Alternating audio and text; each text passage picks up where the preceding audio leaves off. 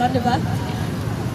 उपस्थित दाजुभाइ दिदीबहिनीहरू, राष्ट्रवादी नागरिक समाज देशैभरि 17 वर्षसम्म यस्ता र्याली कोरसभा आमसभा गर्दै आएको जगजाहेर छ।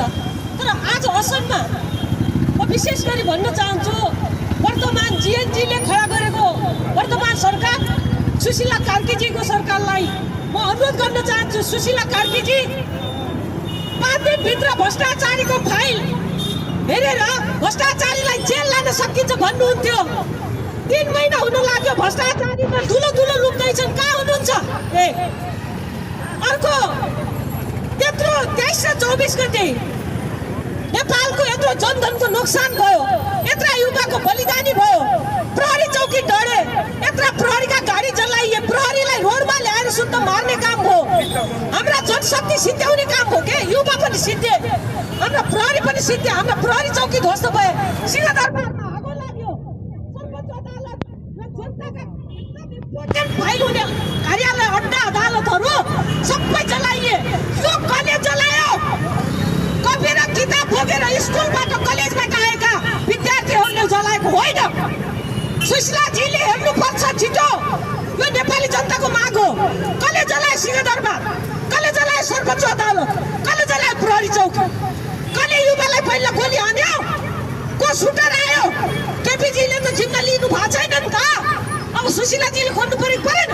केपीजीले त आन्दोलन कसले गर्यो? गोली हान्न निर्देशन कसले दियो?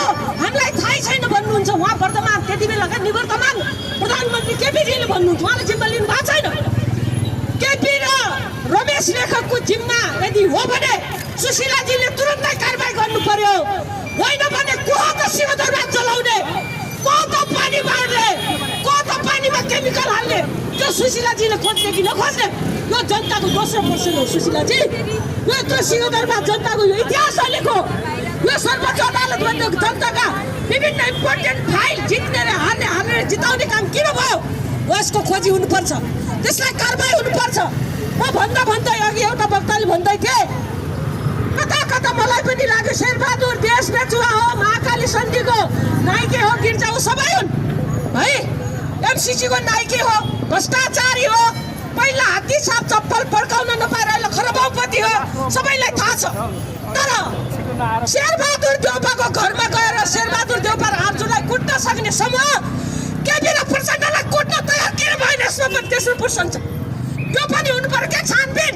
किन उसलाई भगायो? कसले सूचना दियो? भ्रष्टाचारी त केपी पनि हो नि, हत्यारा हो नि, महाकाली सन्धिको नाइके हो नि त। खरबाउ पैसा हो देश